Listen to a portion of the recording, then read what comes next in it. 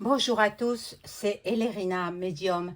Donc aujourd'hui, nous sommes le 10 octobre 2025 et je vais vous proposer une vidéo concernant l'affaire Jubilard. Il est vrai que jusqu'à présent, je n'en ai pas trop parlé parce que il est en cour d'assises, le présumé innocent, on va dire ça comme ça, hein, puisqu'il ne faut pas dire présumé coupable. Bon, moi je sais pertinemment qu'il est responsable, le mari, hein. Donc on va voir ce qu'il en est donc de cette dramatique fait divers, hein, voilà. Bon, avant de commencer le tirage de cartes, je vous invite à vous abonner à ma chaîne, à cliquer sur la petite cloche afin de recevoir toutes les notifications de mes vidéos. Veuillez liker un petit pouce et je serai ravie. Et si vous avez besoin d'une consultation personnalisée avec moi, vous trouverez tous les liens en description sous la vidéo. Vous m'adressez un email ou un message téléphonique ou même un SMS. Voilà, et si vous souhaitez rentrer en communication avec vos chers disparus par l'écriture automatique, euh, je peux intervenir également. Il faut m'en faire la demande, bien entendu, parce que j'aurai besoin de quelques renseignements sur le défunt ou la défunte. Voilà, donc je vais allumer les petites bougies déjà pour notre protection, la protection de ceux qui regardent cette vidéo, et puis la paix dans le monde, c'est ce que nous désirons.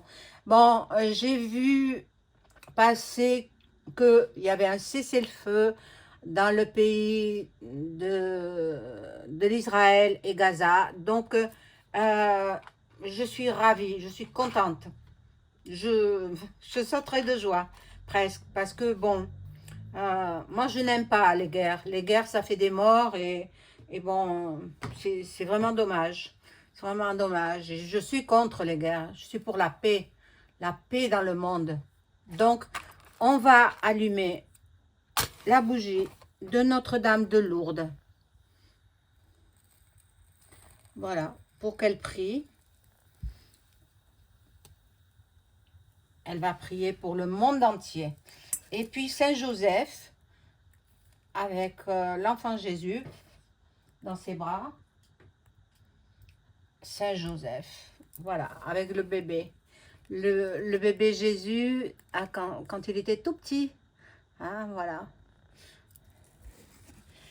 Et je vais faire donc ce tirage pour savoir un petit peu où en est le procès. Bon, c'est vrai que la première semaine, j'avais fait un tirage de cartes pour savoir, j'avais dit certaines choses, je ne me rappelle plus, hein. Depuis le temps, c'était la première semaine, donc c'était fin du mois de septembre. Après, j'ai laissé traîner parce que ça n'avait plus d'intérêt pour moi, parce que c'était que des banalités, mais qui peuvent servir aux juges, hein, mais pas pour moi. Donc, et puis là, maintenant, on est le 10, vendredi 10 octobre. Vendredi prochain, ce sera le verdict.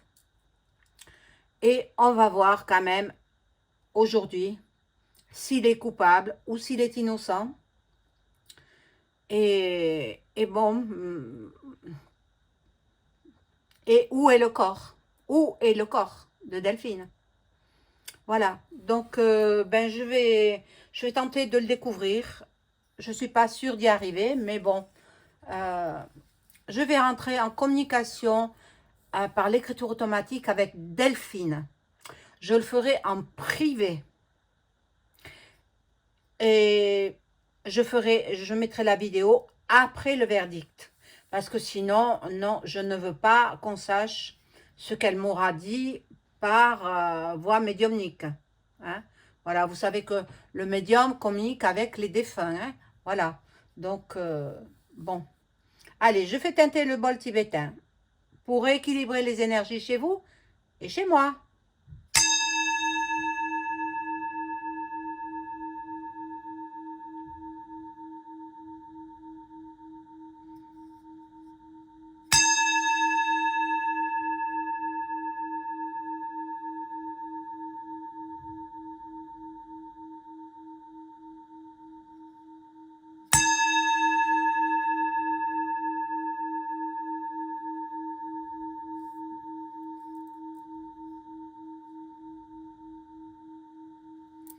Voilà. Alors, j'ai préparé mes cartes parce que c'est un jeu de cartes spécifique pour ce thème-là. Je pousse un petit peu la bougie. Voilà. Maman Marie aussi, elle est là. Pour toute la protection de ceux qui regarderont cette vidéo.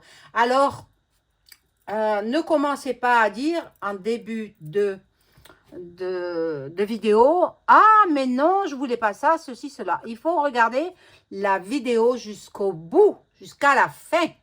Parce que c'est à la fin qu'on découvre, comme dans un procès, c'est à la fin qu'on découvre la vérité. Ne vous alarmez pas tout de suite, dès le départ. Voilà, donc, bon. Alors, je vais commencer par la nature de la disparition. Nature de la disparition de Delphine Jubilard. Elle a disparu, bon, comme chacun le sait, dans la nuit du 15 au 16 décembre 2020. Donc, ça fait plus de 4 ans. 4 ans et 8 mois, à peu près, ou 4 ans et 9 mois. Oui, 4 ans et 9 mois. Donc, la nature de la disparition.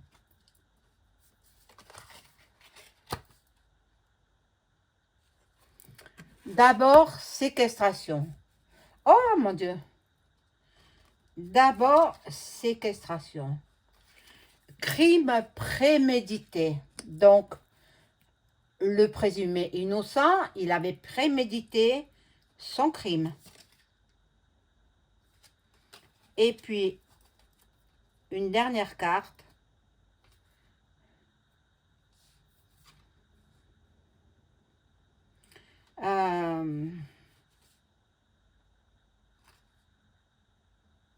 Non, je ne mets pas de dernière carte. Finalement, crime prémédité, ça suffit.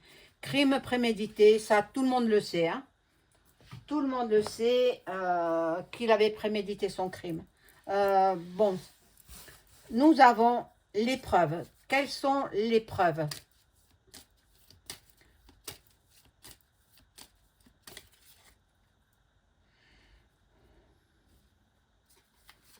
Les témoignages.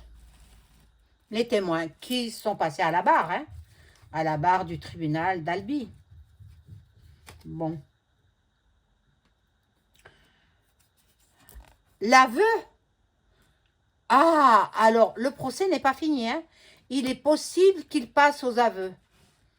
Il y a trop d'incohérences dans ce procès, trop de choses qui sont contraires à ce qu'il dit. C'est un menteur, manipulateur. Bon, il a beaucoup de défauts, hein. Mais c'est un consommateur de drogue. Aussi, il avait le vice du jeu.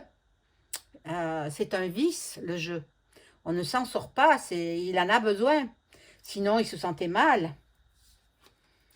Et il piquait dans le compte bancaire de Delphine. Bon. Alors là, les preuves, bon, il y a les rapports des experts. Il faut tenir compte de tout cela. Même sans corps, la justice peut écrouer un individu. Voilà, même sans corps. Donc, les rapports d'expertise. Bon. Alors, là, je vais voir Qui est le coupable? Qui est le coupable? Donc, tout le monde sait que Delphine, malheureusement, elle n'est plus de ce monde, elle n'est plus en vie. Il faut arrêter de dire elle est partie à l'autre bout du monde, c'est pas vrai. Ah, il y a une femme, tiens, qui ressort. Une femme. Donc, ils étaient, le mari et, bon, sous l'influence de la drogue et de l'alcool. La scène du crime, il avait bu et il était alcoolisé, il était drogué. Mais il y a une femme qui l'a aidé. Il a un complice, c'est une femme. Alors, bon, on se pose des questions, hein.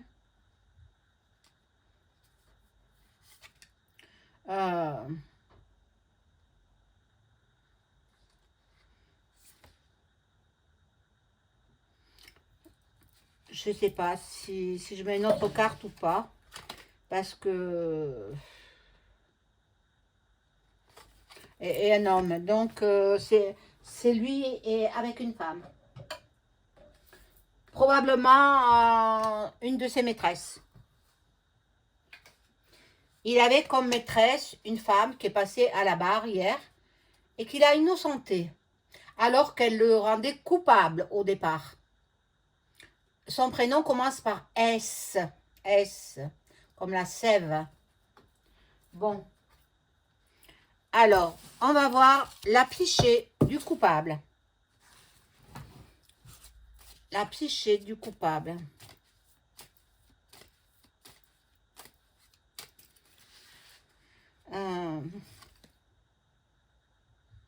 Bon. Par rapport à sa consommation de substances illicites, il a son cerveau détraqué. Et il y a des troubles mentaux. Vous savez, les consommateurs de cannabis, de drogue, ils ont leurs neurones qui ne fonctionnent plus très bien. Leur cerveau ne fonctionne plus très bien. Ils deviennent même schizo. Et vous continuez. Oui, moi j'ai connu des cas comme ça, hein, schizophrène. Donc, peut-être qu'il est schizo, hein. Et la personne était à bout de nerfs, parce qu'il était très très jaloux de l'amant de sa femme. Et quand il a vu qu'elle échangeait des messages avec son amant, et puis qu'elle se prenait en photo, en petite tenue, un peu sexy, eh bien, il a eu une discussion avec elle, une discussion violente. Leur fils, parce qu'elle regardait la TV en compagnie de leur fils, Louis, qui avait à l'époque 6 ans. Donc, ils regardaient une émission de distraction sur la TV, sur leur canapé. Et lui, il était parti se coucher. Sauf que elle a dit après à son enfant de partir au lit. Il est parti au lit et lui, il est revenu dans la pièce, dans le salon, où elle était en train de se prendre en photo, en petite tenue, pour envoyer à son amant. Il est devenu fou furieux. Fou furieux. S'en est suivi une discussion houleuse. Ils sont passés aux mains. L'enfant, il est revenu voir ce qui se passait. Il a vu ses parents en train de s'empoigner. Ils étaient entre le canapé et le sapin de Noël. Je vous précise que c'était en période des fêtes de fin d'année. Donc, il y avait le sapin de Noël qui était décoré. Donc, bon, après cela, elle a crié. Les voisines l'ont entendu. Une mère et sa fille. La mère, elle était en train de fumer une cigarette sur sa terrasse. Et puis, sa fille l'avait rejointe. Et elles auraient pu quand même appeler la police. Hein. Là, il y avait non-assistance à personne en danger. Elles sont quand même, elles ont une part de responsabilité, hein, ces personnes-là. Bon, je ne veux pas les incriminer, mais quand même, la première chose à faire, c'est appeler la police. Hein. Et elles l'ont pas, ou les gendarmes, puisque c'était dans un village. Donc, elles ne l'ont pas fait. Donc, pour éviter qu'elle crie, il lui a mis la main sur la bouche et elle a suffoqué. Elle ne pouvait plus reprendre sa respiration. Elle était étouffée. Donc, après, il a enlevé sa main de sa bouche et puis il a... Enfin, je vais voir avec d'autres cartes. Un petit instant.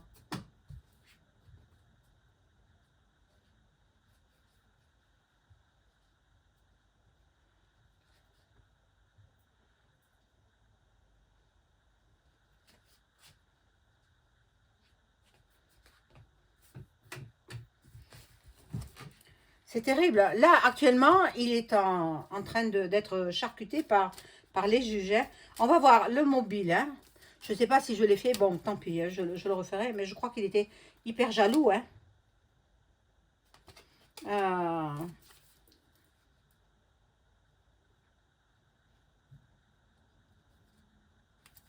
Bon, c'est familial. Crime familial. Bon, il n'a pas planté un couteau. Hein. Il a serré le cou.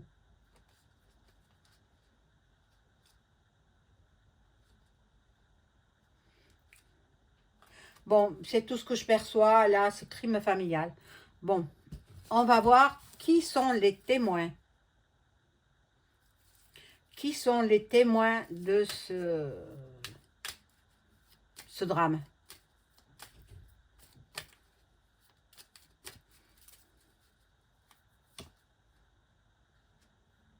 Bon, lui, il est sous protection, déjà. Lui, il est sous... Ben, ça, je le savais.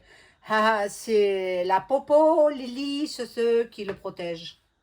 Alors, bon.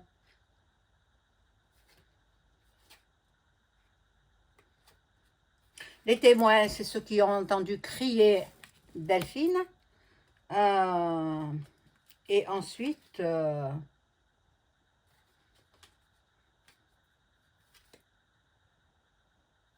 Bon, il y a des caméras aussi qui ont surveillé.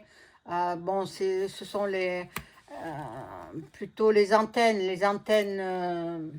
voilà, qui relèvent les bornages des téléphones.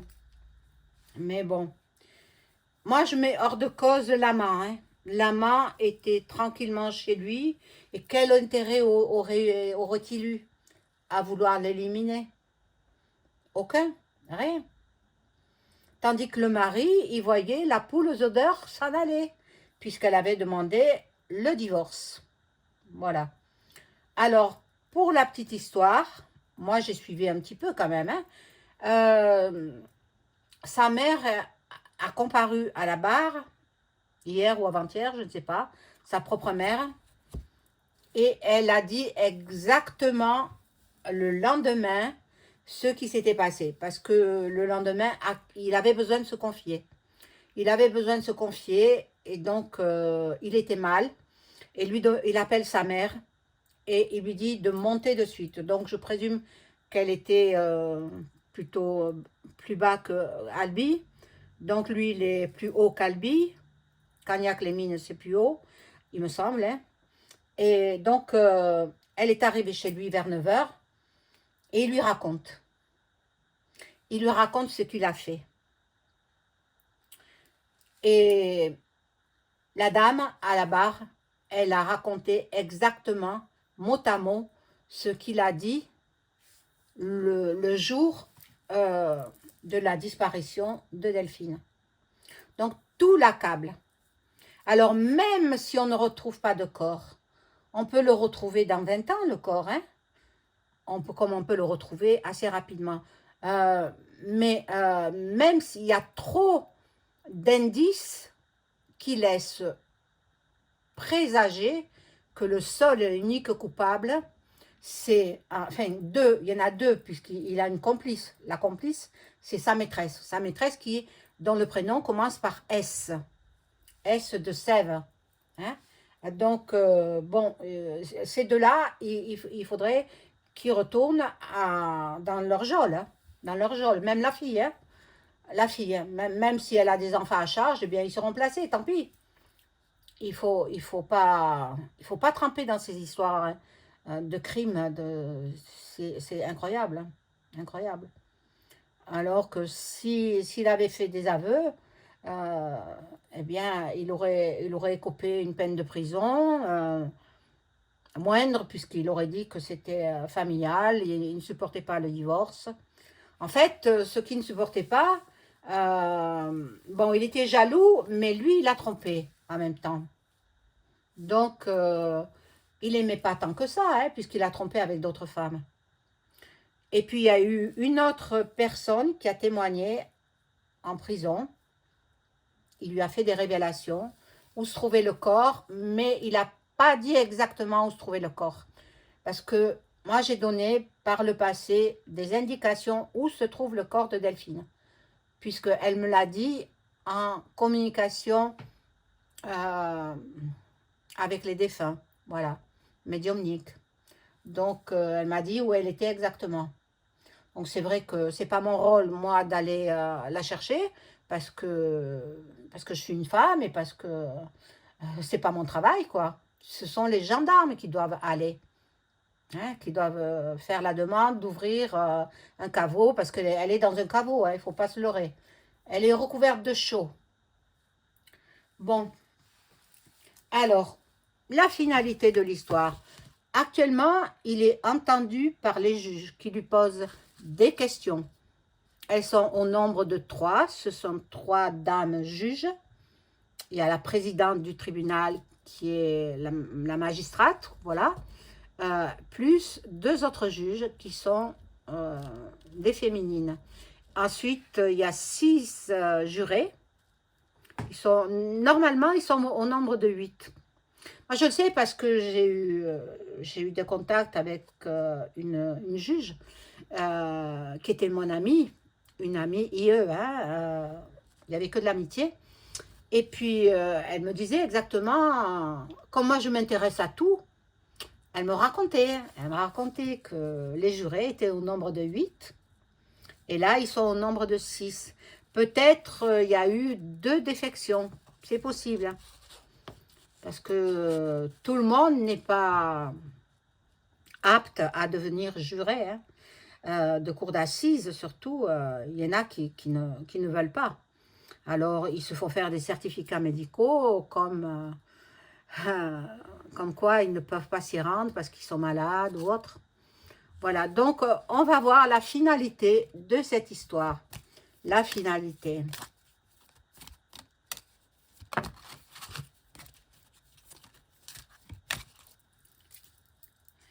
Alors, oh, bon, quel bonheur. Corps retrouvé. Le corps sera retrouvé. Ah, il sera retrouvé. Regardez ce que l'homme il soulève. Il soulève de la chaux. De la chaux. Et puis, il a enterré complètement nu. Moi, j'avais vu dans une précédente vidéo qu'il lui avait coupé une main.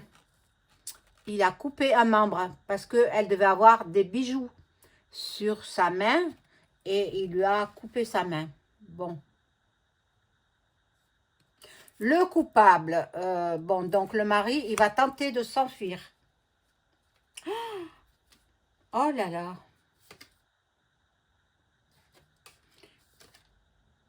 Bon. Et là, ce sera...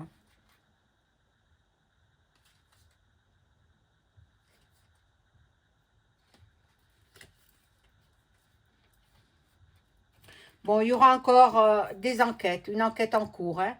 Il est possible que la présidente du tribunal, elle fasse suspendre les auditions pour relancer l'enquête. Et puis,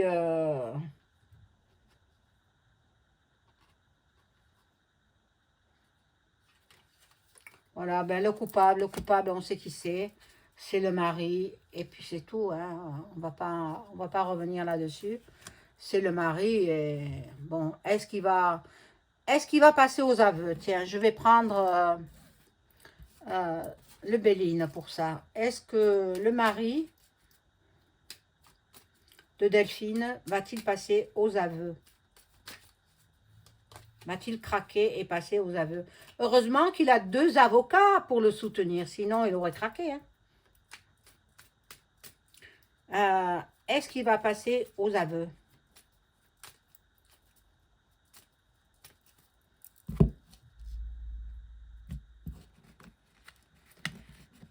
Alors, le mari de Delphine va-t-il passer aux aveux?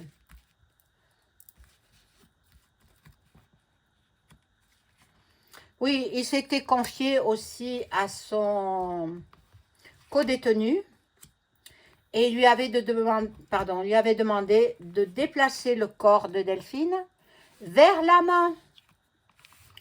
Et donc, il devait contacter Séverine, je dis son prénom, hein, après tout, elle a été entendue, parce qu'elle savait où était exactement le corps.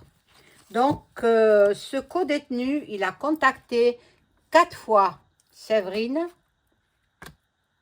Là, il y a la sérénité, donc il ne va pas passer aux aveux, non. D'après cette carte-là, hein. Donc, il a contacté 4 fois Séverine, et puis après, tout est tombé à l'eau parce que c'était compliqué, donc, elle n'est pas enfouie dans la forêt où il a dit. Il a trompé. Donc, il a les appuis de ses avocats. Donc, moi, je ne crois pas qu'il passe aux aveux, hein. Bon, ce qu'il veut, c'est l'héritage. Il veut donc, Delphine avait pris une assurance vie de 7 000 €. Il aurait touché 7 000 €, mais s'il est condamné, il ne touchera rien du tout. Ce sera ses enfants qui toucheront. Bon, le départ de l'homme, de la famille. C'est quelqu'un d'assez fougueux, c'est quelqu'un de menteur et manipulateur. Et il a des amis, hein, il a des amis dans le milieu que je vous ai dit auparavant, hein. Et puis, Séverine, sa femme. Alors, est-ce qu'il va avouer? Non, non, il n'avouera pas. Il n'avouera pas. Aucun aveu de sa part. Alors, les juges et les jurés jugeront en leur âme et conscience. Et il faut qu'il sache que s'il ressort, il va recommencer avec une autre femme. Voilà ce que je percevais sur cette affaire. Il y aura encore beaucoup de choses à dire parce que je ne suis pas passée après tous les témoins, tout ce qui s'est passé, mais je présume que ceux qui sont intéressés par cette affaire sont allés voir et sont au courant. Voilà. Mais bon, c'est triste, Delphine. Mais le corps sera retrouvé. Je l'ai vu et Delphine me l'avait dit aussi. Voilà, je vous souhaite une bonne soirée. Au revoir.